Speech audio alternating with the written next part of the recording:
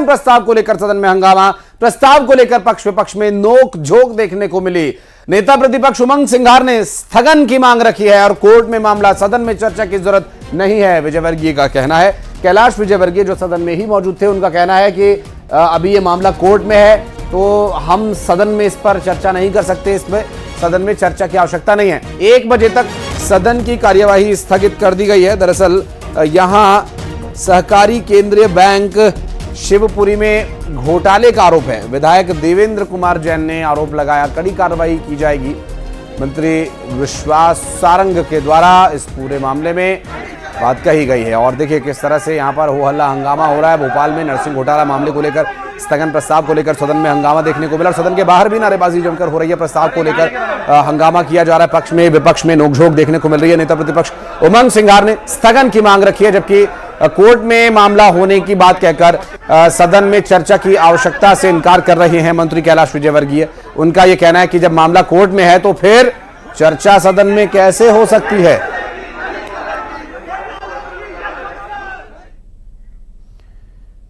तो वहीं deputy CM Rajendra शुक्ल ने नरसिंह घोटाला मामले की जांच की मांग पर कहा कि सिर्फ विपक्ष हंगामा करना जानता है। राजेंद्र शुक्ला ने पूरे मामले में हाईकोर्ट में विचाराधीन होने का बात कह करके इस पर आरोप लगाया विपक्ष पर कि विपक्ष को सिर्फ हंगामा करना है, वो सिर्फ हंगामा ही करना जानते हैं। सरकार की तरफ से भी जांच की जा रही है। बीजेपी सरकार में किसी भी तरह का घोटाला हुआ नहीं है और ना होगा, और इस पर जांच की मांग से पहले ही जांच कराई जा रही है, कहना है डिप्टी सीएम का।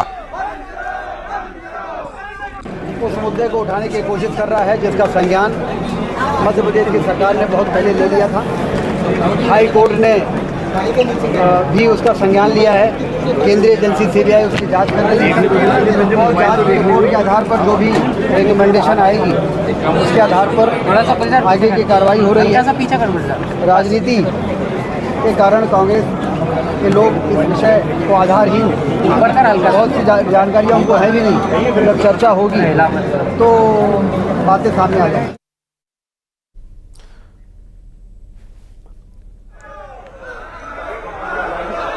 शैलेंद्र भदौरिया हमारे सहयोगी इस वक्त हमारे साथ जुड़ गए हैं। शैलेंद्र, ये हो हल्ला हंगामे का जो आसार था अब वो पूरी तरह से यहां चरितार्थ होने लगा है। मांग चाहे स्थगन प्रस्ताव की हो, मांग चाहे नरसिंह घोटाला की हो, लेकिन आरोप डिप्टी सीएम का यह है कि विपक्ष सिर्फ हंगामा ही करना जानता है।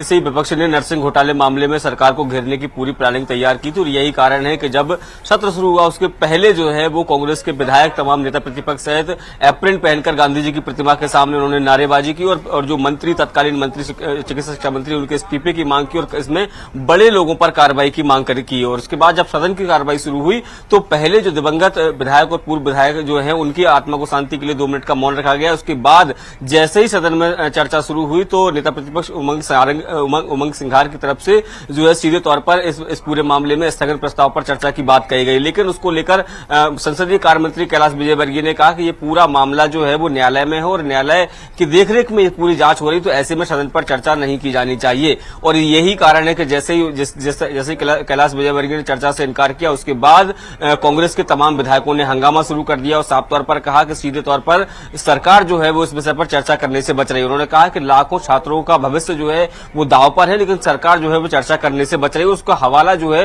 वो न्यायालय को दिया जा रहा है। उन्होंने कहा कि अगर किसी तरह की कोई गड़बड़ियां हुई हैं या किस तरीके से इन नर्सिंग कॉलेजों को मान्यता दी गई, इसमें कौन कौन लोग शामिल थे, इस पर वो चर्चा करना चाहते हैं और छात्रों का हित कैसे हो और आगामी समय में मध्य प्रदेश में इस तरह के घोटाले सामने ना आए, इसको लेकर वो चर्चा करना चाहते हैं। लेकिन काफी हंगामा बढ़ गया और उसके बाद विधानसभा अध्यक्ष ने आधे घंटे के लिए सदन की कार्रवाई को स्थगित कर दिया। और उसके बाद नेता प्रतिपक्ष उमंग सिंघार हो या कांग्रेस के तमाम जो बड़े नेता हैं उनके साथ जो है विधानसभा अध्यक्ष जो है बंद कमरे में बात कर रहे हैं और उनसे बात कर रहे हैं कि इस सदन को चलने दिया जाए। हालांकि विधानसभा अध्यक्ष की तरफ से इस बात का उल्लेख किया गया कि काफी सदन लंबा है और ऐसे में आने वाले समय में इस विषय पर चर्चा हो सकती है। लेकिन नेता प्रतिपक्ष उमंग सिंघार और कांग्रेस के विधायक अभी इस मामले पर स्थगन के प्रस्ताव को लेकर अड़े हुए थे और यही कारण है कि आधे घंटे तक कार्रवाई को रोकना पड़ा। अब विधानसभा अध्यक्ष नरेंद्र सिंह तोमर के कक्ष में सभी कांग्रेस के नेता, जिसमें नेता प्रतिपक्ष भी और अन्य नेता उनके साथ बैठक की जा रही है और समझाइश दी जा रही है कि आप सदन को चलने दीजिए और उसके बाद आने वाले समय में इस विषय पर भी चर्चा और की सदन जाएगी। में अगर हालांकि चर्चा सरकार शुरू होगी तो विषयों को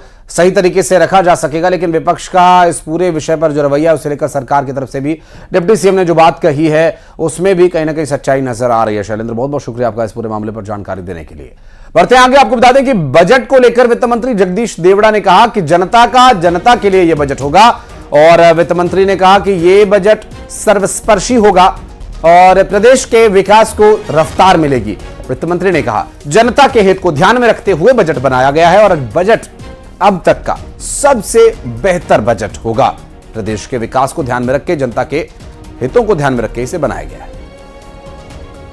है और मध्य प्रदेश की विधानसभा का ये बजट 3 तारीख को आएगा।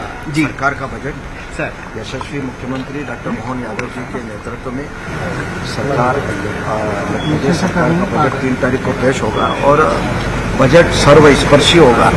बजट जनता का होगा, जनता के लिए होगा और मुझे लगता है कि आने वाला वर्ष हमारे लिए, प्रदेश के लिए। और धार की भोजशाला पर अब एक नया दावा सामने आया। भोजशाला पर जैन समाज ने दावा पेश करते हुए हाईकोर्ट की इंदौर बेंच में याचिका लगाई है। इस मामले में 4 जुलाई को अगली सुनवाई होगी। भोजशाला का कोर्ट के आदेश में एएसआई सर्वे किया जा रहा है और खुदाई के दौरान जैन गुरुकुल को लेकर कुछ साक्ष्य मिले हैं। ऐसे में कोर्ट में जैन समाज ने इसे लेकर याचिका लगाई है। एएसआई के सर्वे के पूरा होने के बाद 101 दिन पूरा होने के बाद जो कुछ वहां से बरामदगी हुई है, जो वहां से चिन्ह मिले हैं, उसमें दावा किया जा रहा है कि जैन गुरुकुल के कुछ प्रमाण खुदाई के दौरान मिले हैं। धार की भोजशाला अब किसकी है, ये एक बड़ा सवाल। हिंदू और मुस्लिम पक्ष के बाद अब जैन समाज ने भी धार भोजशाला पे अपना दावा किया है। समाज से राजेश जैन जी इस वक्त हमारे साथ मौजूद हैं। खुदाई चल रही है एएसआई की। जी हाँ सर। कि ऐसा कौन सा तथ्य या साक्ष्य जो है वो सामने आया जिसके बाद जैन समाज ने भी अब दावा किया है धार भोजशाला पर? जी सर, सबसे पहले तो ये खुदाई में जब खुदाई हुई और उसमें जैन अस्तित्व, जैन धरोहर का मालूम पड़ा समाज के लोगों को और हमें जानकारी लगी कि वहाँ पर पूर्व में हमारा गुरुकुल था, जो सरस्वती देवी की प्रतिमा आज ब्रिटिश म्यूजियम में रखी गई है, वो भी जैन प्रतिमा है। इसी तरह जैन गुरुकुल के अभी कल ही अखबार के माध्यम से मालूम पड़ा कि खुदाई में जैन गुरुकुल होने के साक्ष्य उस वहाँ शिलालेख निकला है और भी प्रतिमाएं और भी जैन पुराना धर्म का, जैन धर्म के अस्तित्व की जानकारियाँ उस खुदाई में मिल रही है। इसलिए जैन समाज ये चाहता है कि जो भी हमारी जैन समाज से रिलेटेड जो भी हमारे मान स्तंभ हैं, मूर्तियाँ हैं, इतिहास है, वो हमारे को जैन समाज को सौंपा जाए। बात करेंगे हमारे सहयोगी मिथिलेश इस वक्त हमारे साथ मौजूद है। मिथिलेश, पहले इसमें 2 पक्षकार थे, हिंदू पक्षकार, मुस्लिम पक्षकार, जिनकी निगरानी में पूरी खुदाई हुई है। अब दावा यह किया जा रहा है कि जैन समाज के गुरुकुल से जुड़े कुछ साक्ष्य मिले हैं। तो जैन समाज का दावा क्या है? वो साक्ष्य इनके जैन समाज को दिए जाने चाहिए या फिर धार की भोजशाला पर कोई यह दावा किया जा रहा है? देखिए, इस पे जैन समाज का ये कहना है कि 101 दिन की जो खुदाई हुई है, 101 दिनों से एएसआई का सर्वे चल रहा था, जो उसमें साक्ष्य, जो उसमें प्रमाण सामने आए, वो इस बात को प्रमाणित करता है कि वहाँ पर जैन गुरुकुल था। उनका कहना है कि जैन तीर्थकर की मूर्तियाँ वहाँ से निकली हैं, शिलालेख वहाँ से मिली हैं और जो सरस्वती देवी की प्रतिमा ब्रिटिश म्यूजियम में है, उसमें भी जैन समाज को लेकर डिटेल में बातें लिखी गई हैं कि ये जैन समाज के द्वारा बनाई गई सरस्वती देवी की प्रतिमा थी। यानी यहाँ पहले कभी कालांतर में जैन गुरुकुल हुआ करता था और जिसके प्रमाण भी 101 दिन की खुदाई में सामने आए। इसी को लेकर हाई कोर्ट में याचिका लगाई गई है और इन सभी बातों का उस याचिका में उल्लेख भी किया गया है। 4 तारीख को इस पूरे मामले में सुनवाई होनी है और एएसआई की जो रिपोर्ट है कल 2 तारीख को हाई कोर्ट में पेश भी होनी है और 4 तारीख को। बहुत शुक्रिया आपका इस पूरे मामले पर जानकारी देने के लिए। ले चलते हैं अमित शाह क्या कुछ कह रहे हैं, सुनवाते हैं आपको। सबसे पहले मैं बहुत बहुत बधाई देना चाहता हूं कि लगभग आजादी के 77 साल बाद आपराधिक न्याय प्रणाली, हमारी क्रिमिनल जस्टिस सिस्टम पूर्णतया स्वदेशी हो रही है और भारतीय इथोस के आधार पर ये चलेगी। 75 साल के बाद इस कानूनों पर विचार हुआ और ये कानून जब आज से हर थाने में अपना काम करना चालू करेंगे, तब अंग्रेजों के बनाए हुए कानून निरस्त होकर भारत की संसद ने बनाए हुए कानून आएंगे। दंड की जगह न्याय लेगा, देरी की जगह स्पीडी ट्रायल और स्पीडी जस्टिस मिलेगा। और पहले सिर्फ पुलिस के अधिकारों की रक्षा की गई थी, अब पीड़ितों के अधिकारों की रक्षा और जो कंप्लेनेंट है इसके भी अधिकारों की रक्षा करने का काम होगा। तो एक नए नजरिए के साथ ये तीनों कानून आज सुबह से ही, मतलब कल मध्य रात्रि से काम करना शुरू किए हैं। अब इंडियन पिनल कोड, जिसको आईपीसी कहते थे, 1860 से जो कानून था, इसकी जगह बीएनएस भारतीय न्याय संहिता आएगी। क्रिमिनल प्रोसीजर कोड, जिसको सीआरपीसी कहते थे, जो 1898 से अमल में था, इसकी जगह भारतीय नागरिक सुरक्षा संहिता बीएनएस आएंगे। और इंडियन एविडेंस एक्ट 1872 से जो इस देश की क्रिमिनल जस्टिस सिस्टम को गवर्न करता था, इसकी जगह भारतीय साक्ष्य अधिनियम बीएसए लागू होगा। तो बीएनएस, बीएनएसएस और बीएसए के लागू होने से पूरी न्याय प्रणाली का आपराधिक कानूनों की पूर्णतया इसके अंदर हम कह सकते अब भारतीय आत्मा है। इसके ढेर सारे प्रावधान ऐसे किए गए हैं जिससे कई समूहों को फायदा होगा। कई सारी दफाएं जो अंग्रेजों के समय से विवाद में रही, इसको हटाकर आज के समय के अनुकूल धाराएं जोड़ी गई है। और कई सारी ऐसी चीजें जिससे भारतीय नागरिकों को परेशानी थी, इसको हटाकर नए प्रावधान किए गए हैं। सबसे पहले हमने इसमें हमारे संविधान के स्पिरिट के तहत दफाओं की और चैप्टर्स की प्रायोरिटी तय की है।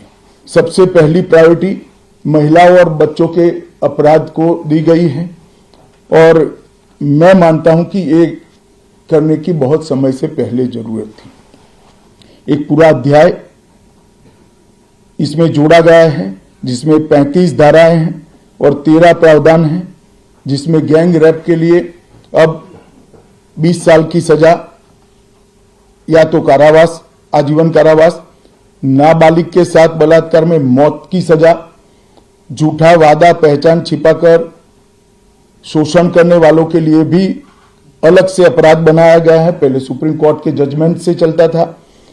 पीड़िता का बयान उसके घर पर महिला अधिकारियों की उपस्थिति में और अपने परिजनों की उपस्थिति में लेने का भी प्रावधान किया है।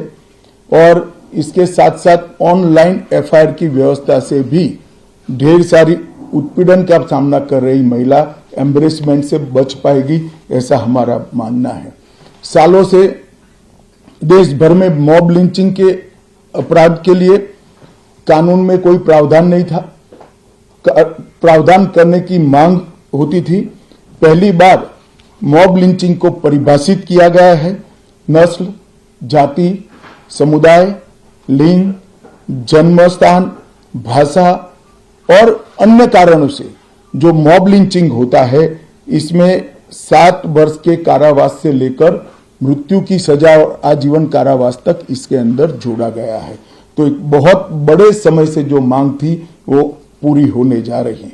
राजद्रोह एक ऐसा कानून था जो अंग्रेजों ने अपने शासन की रक्षा के लिए बनाया, चाहे महात्मा गांधी हो, चाहे तिलक महाराज हो, चाहे सरदार पटेल हो, सभी लोग यही कानून के तहत 6-6 साल की सजा काटे थे। इसी कानून के तहत केसरी पर प्रतिबंध लगाया गया था, वो अपने राज्य की सुरक्षा के लिए अंग्रेजों ने बनाया हुआ कानून था।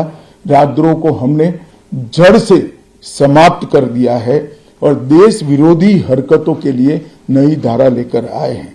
पहले सरकार के खिलाफ स्टेटमेंट देना गुनाह था, अब भारत की एकता और अखंडता को क्षतिग्रस्त करने के लिए ये कानून अमल में आएगा।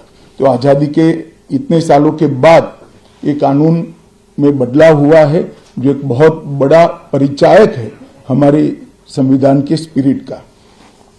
मैं आप सभी के सामने बड़े विश्वास के साथ कहता हूं कि ये तीनों कानूनों के पूर्ण स्पिरिट के साथ देश भर में लागू होने के बाद ये कानून सबसे आधुनिक न्याय प्रणाली का सर्जन करेंगे। टेक्नोलॉजी को हमने न केवल अपनाया है, आने वाले 50 सालों तक टेक्नोलॉजी में जो भी अनुसंधान होने की संभावनाएं हैं, ये सबको कानून के अंदर हमने व्याख्या के तौर पर समाहित किया है, जैसे आने वाले समय में भी जो अनुसंधान होंगे वो व्याख्यायित किए गए। ये विश्व की सबसे आधुनिक न्याय प्रणाली बनेगी, इसका मुझे विश्वास है। कंप्यूटराइजेशन की प्रक्रिया ऑलरेडी पूरी हो गई है। 99.9% थाने कंप्यूटराइज हो चुके हैं। ई रिकॉर्ड जनरेट करने की प्रक्रिया भी हमने 2019 से ही चालू कर दी थी। 0 FIR, ई FIR, चार्जशीट और जवाब, ये सभी डिजिटल होगा। किसी को बड़े बड़े जेरोक्स निकालकर करने की जरूरत नहीं है। 1 लाख पेज की चार्जशीट भी एक छोटे से पेन ड्राइव से जजेस के सामने जाएगी और पक्षकर्ताओं को दिए जाएगी। 90 दिन के अंदर इस कानून में पीड़ित को, जिन्होंने न्याय की गुहार की है, उनको अपने केस का प्रोग्रेस ऑटोमेटिकली ऑनलाइन भेजा जाएगा। हमने इसके अंदर 7 साल और उससे ज्यादा सजा वाले सभी गुना में फॉरेंसिक की टीम की विजिट को कंपलसरी कर फॉरेंसिक एविडेंस को कानूनी जामा पहनाने का काम किया है। मैं मानता हूं कि इससे बहुत फायदा होगा। दोष सिद्धि का प्रमाण हम बहुत आगे तक ले जा पाएंगे। साक्ष्यों की रिकॉर्डिंग और जांच पड़ताल में रिकॉर्डिंग की अनुमति दी है। वीडियोग्राफी को सर्च और सीजर के वक्त पर अनिवार्य किया है, जिससे किसी को फंसाने की कोई साजिश न हो पाए। ई बयान बलात्कार की पीड़िता का या छेड़खानी की पीड़िता का ई बयान को भी कानूनी माना गया है और कोर्ट में ऑडियो वीडियो के माध्यम से पेशी करने का भी प्रावधान हमने किया है। ई पेशी में गवाह, आरोपी, विशेषज्ञ और पीड़ित सभी को कानूनी जामा पहनाने का काम किया है। इसमें जो फॉरेंसिक विजिट को अनिवार्य बनाया गया है, इसको हमने दूरदर्शिता पूर्वक काम कर नेशनल फॉरेंसिक साइंस लेबोरेटरी 2020 में बनाकर इसके लिए ट्रेन मैन पावर का सर्जन का काम ऑलरेडी कर चुके हैं। मुझे पूरा भरोसा है कि 3 साल के बाद इस देश में हर साल 40,000 से ज्यादा ट्रेन मैन पावर का फोर्स हमारी कानूनी क्रिमिनल जस्टिस सिस्टम की सेवा में उपलब्ध होगा। कमीशन का रेशियो इसके माध्यम से 90% तक ले जाने का हमने प्रावधान किया है और फॉरेंसिक इंफ्रास्ट्रक्चर को बढ़ाने के लिए अभी हमारी कैबिनेट ने निर्णय किया है और 9 राज्यों में फॉरेंसिक साइंस यूनिवर्सिटी के कैंपस खोले जाएंगे और 6 सेंट्रल फॉरेंसिक लेबोरेटरीज को भी हमने करा है।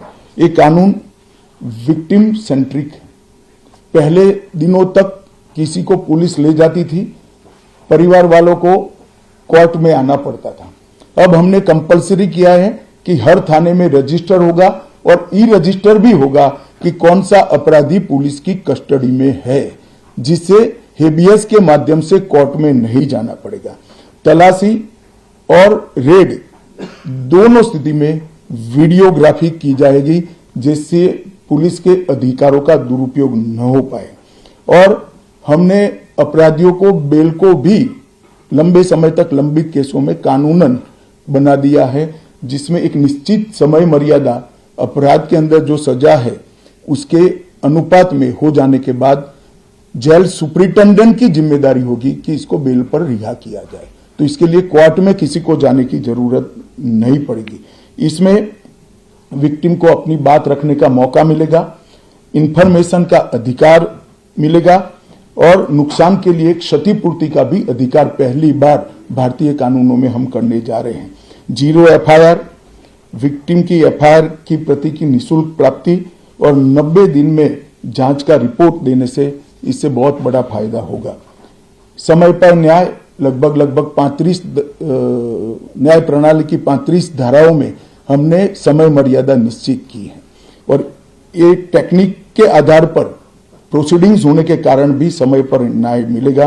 3 दिन में FIR दर्ज करनी है, 7 दिन के भीतर जांच रिपोर्ट पीड़िता के सार्वजनिक करनी है, 60 दिन के अंदर ही अपराध तय करने हैं और घोषित अपराधियों के खिलाफ 90 दिन के अंदर मुकदमा कायम करना है और आपराधिक मामलों में मुकदमे की सुनवाई के बाद ज्यादा से ज्यादा 45 दिन के अंदर जजमेंट की घोषणा करनी है। तो कई जगह पे हमने समय को कम कर बाध्य कर हमने जल्दी से न्याय मिल पाए इस दिशा में काम किया है। हमने 3 वर्ष से कम कारावास में, 60 वर्ष से अधिक उम्र में के लोग जो है, इसमें पुलिस अधिकारी की पूर्व अनुमति अरेस्ट के लिए अनिवार्य करी है। गिरफ्तार व्यक्ति को 24 घंटे में मजिस्ट्रेट के सामने ले जाने का प्रावधान भी कानूनी बनाया है और 20 से ऐसी ज्यादा धाराएं हैं जिसमें पुलिस की जवाबदेही हमने सुनिश्चित करी है। पहली बार पीई का भी हमने प्रावधान इसके अंदर किया है। साक्ष्यों के संबंध में भी टेक्नोलॉजी को हमने बढ़ावा दिया है। इलेक्ट्रॉनिक साक्ष्यों के प्रति विश्वसनीयता बढ़े, इसके लिए कानूनी प्रावधान कड़े किए हैं। सर्वर लॉग, स्थान संबंधी साक्ष्य और वॉइस मेल, इस सब की व्याख्याएं की गई है। अब न्याय प्रक्रिया संविधान की 8वीं अनुसूची में आने वाली सभी भाषाओं में काम करती हो जाएगी। हमारी स्थानीय भाषाओं के लिए बहुत बड़ा फैसला है। हमारा पूरा सॉफ्टवेयर जो बनेगा वो 8वीं अनुसूची में आने वाली सभी भाषाओं में बनेगा। कानून बनने के बाद, संसद ने पारित करने के बाद तैयारी के लिए ढेर सारा प्रयास भारत सरकार के गृह मंत्रालय और हर राज्य के गृह मंत्रालय और जस्टिस मंत्रालय ने किया है। लगभग 22.5 लाख पुलिस कर्मियों की ट्रेनिंग के लिए 12,000 मास्टर ट्रेनर्स बना दिए गए। कई इंस्टीट्यूशन को अधिकृत किया गया और 23,992 मास्टर ट्रेनर अब तक ट्रेन हो चुके हैं। जुडिशरी में 21,000 सबऑर्डिनेट जुडिशरी का ट्रेनिंग हो चुका है और इसके लिए भी आगे पर मास्टर ट्रेनर्स की कई बैच स्थानीय भाषाओं में तैयार हो गई है। 20,000 पब्लिक प्रोसिक्यूटर्स को ट्रेन किया गया है और लगभग हर प्रोसिक्यूटर को एक ऐप दे दिया गया है और नए कानून छापे हुए दिए गए हैं कि पुरानी धारा कौन सी थी, नई धारा कौन सी है। प्रिजन के 51,224 कर्मचारियों का ट्रेनिंग हुआ है और फॉरेंसिक के 4,000 कर्मचारियों का ट्रेनिंग हुआ है। कुल मिलाकर ट्रेनिंग की संख्या पुलिस में 6 लाख, प्रोसिक्यूशन में 4,000, जुडिशरी में लगभग 20,000, फॉरेंसिक में भी 4,000 और प्रिजन में 10,868 मास्टर ट्रेनर अभी काम कर रहे हैं। मित्रों, ये संहिता के लिए कुछ विपक्ष के मित्र अलग अलग बातें मीडिया के सामने रख रहे हैं कि अभी ट्रेनिंग नहीं हुई है, चर्चा नहीं हुई है। मैं आप सभी को बताना चाहता हूं कि लोकसभा में कुल मिलाकर 9 घंटा और 29 मिनट चर्चा हुई है। 34 सदस्यों ने इसके अंदर पार्टिसिपेट किया है। राज्यसभा में 6 घंटा और 70 मिनट चर्चा हुई, 40 सदस्यों ने पार्टिसिपेट किया है। एक ये भी झूठ चलाया जा रहा है कि सबको बाल निकालने के बाद ये बिल लाया गया। बिल बिजनेस एडवाइजरी कमेटी में पहले से निश्चित था।